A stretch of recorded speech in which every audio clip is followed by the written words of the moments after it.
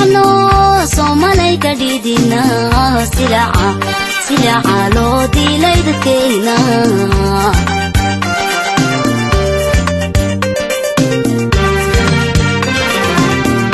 ساردي ويلكي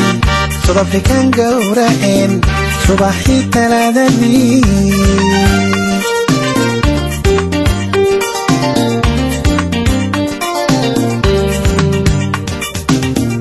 ساردي ويلكي صدف كان جورين صباحي تلادني السلام عليكم ورحمة الله تعالى وبركاته داوديال إذا لهانتين بكسو دوادا برنامجكي تضباطكي يا أفريكا oo aan maanta ku eegi doono dhibaatooyinka loo geysto Soomaalida South Africa barnaamijka ayaa waxaan diiradda ku saari doonaa dhibaatooyinkii ugu dambeeyay ee ka dhacay dalkani Koonfur Afrika waxaana idin socodsiin doona anigoo ah Xasan Kaafi Maxamed Shire sidee sameeyo waayay magaca ugu wada saafay sida aan ugu tuulay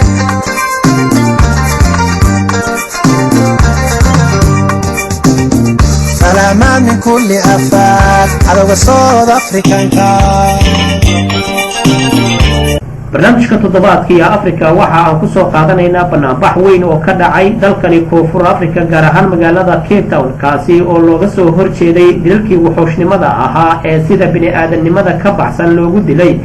muwaadiniin Soomaaliyeed gobolada Limpopo iyo gobolka Eastern Cape ee magaalada Port Elizabeth ayadoo dilalkaasi loo kala adeegsaday dhagax iyo tooreeyo dadkii ka soo qayb galay dibadbaxaasi oo murugo ay ka muuqatay ayaa dooda ku cabiray sida ay uga xun yihiin dhibaatada had iyo jeeraale ku dhacda ganacsatada Soomaaliyeed ee dalkani Koonfur Afrika waxa ayna waraaq cabasho ah u gudbiyeen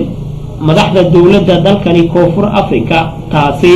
oo la doonayo in dawladda Koonfur Afrika ay kaga soo jawaabto muddo 30 maalmood ah isla markaana ay soo bandhigto tacaddiyada ka dhanka ah ganacsatada Soomaaliyeed ee dalkani Koonfur Afrika waxa ayna mudaharaadayaasha sidoo kale ay baaq u direen dawladda Soomaaliya in ay arintani kala xajooto dawladda Koonfur Afrika isla markaana wafdi heer caalami ah ay u soo diraan dalkani Koonfur Afrika sidoo kale dibadbaxayaasha ayaa waxa ay sheegeen in dawladdii dhexe ee Soomaaliya ay qayb weyn ka qaadatay xilligii xornimadoonka wadankani Koonfur Afrika ayadoo la xasuusto dawladdii dhexe ee Soomaaliya ee xilliga ka jirtay ee dalka Soomaaliya in ay dalkani Koonfur Afrika wax xiriir diblomaasiyadeed ah aysan la lahaa jirin sababo la xiriira gumeystihii dalkani xilligaasi haystay ee midabka koorka ahaa laakiin dawladdii dhexe ee Soomaaliya ayaa waxa ay caawin jirtay shacabka madowga ah ee u dhashay dalkani Koonfur Afrika waana kuwa haatan dilalka arxan la'aanta ah la beegsada ganacsatada Soomaaliyeed ee ku nool dalkani Koonfur Afrika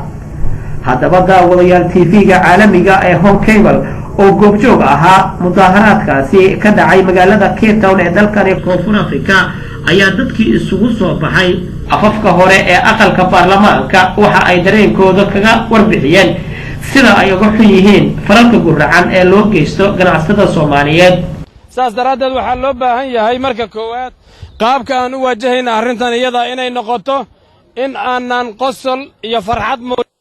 koowaad marka labaadna inaanan buuq iyo qaylo keenin ee aan isdhegaysano si asluub iyo nidaam ay ku jirto si aan dadkana dhegaysanayeen aragtideena u gudbinayna ay u noqdaan kuwa si fiican noo fahma annaga dhexdeennana aan noqono kuwa ku guulaysta waxa ay gudbinayaan iyaguna isla fahma inagu taageer waxaa xalayna geeriyooday laba wiil oo Soomaali ah oo la kala yiraahdo Cabdisalaam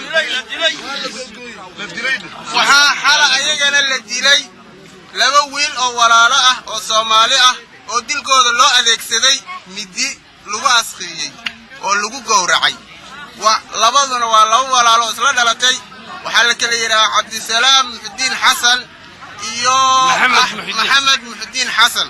labaduna isla goobtii ku geeriyoodeen dukaankoodina waxba lagama qaadanin waxaanu jecelnaa lafteena dhammaanteen inaan damiirtaas lafteeda farxad maaha maanta waa murugo iyo oohin iyo wix allaala wixii karaamkeena ah oo aan dareenkeena ku muujin karno dhibaatadayna haysana intaa way ka badan tahay fadlan waxaan jecelnaa dadka meesha nagala soo qayb qaato inaad Soomaali walba maalin kasta sidaa loo dila fadlan nin kasta ee Soomaaliya ee dhibaataysan ayaga laftoodana aan sidaan u garab istaagno aan ku caawino meel kasta ay dalka ka joogaan waxaanu aan ground of escalating violence against non-South African traders and informal traders. We believe that we need to it doesn't have to be like this. We don't have to wait until something bad happens so that we gather like this. All we are calling for is peace. All we are calling for is working together.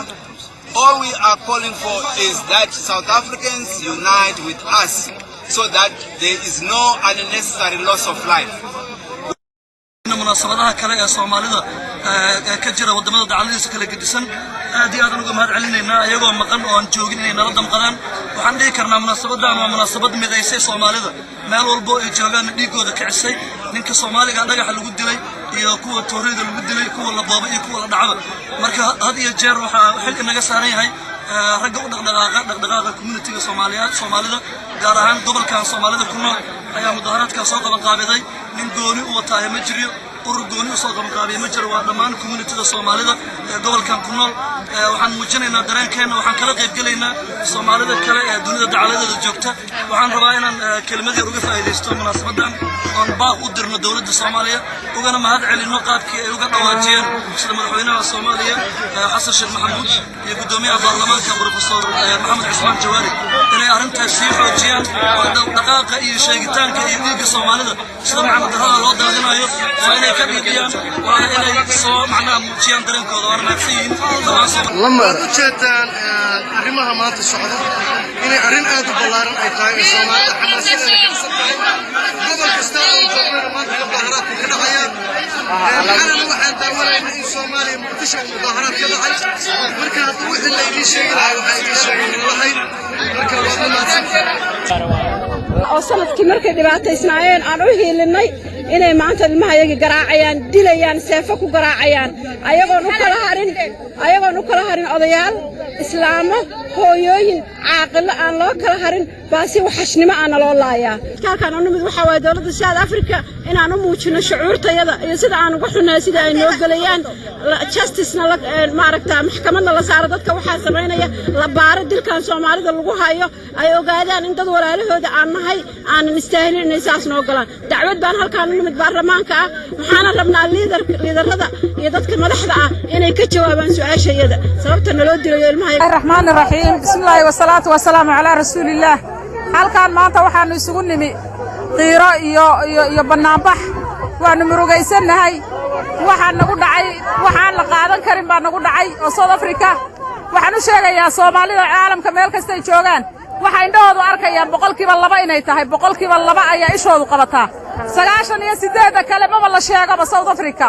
waxaasoo aydaan ogeyn baanu qabnaa dhibaataan haysata dhibaatadii aanu markii hore isugu nimi waxa nooga daran xalay oo bisho ahay 7 ayaa hadana 2 wiil oo walaalo ah dib loo dilay xalayto aanu hadana halkan ku imka ku ogaanay waa joogto dhibaatada haysata biliis waxaan ka sugaynaa dawladda South Africa jawaabaan ka sugaynaa waa maasan xasan kaafi maxamed shire Home Cable TV Cape Town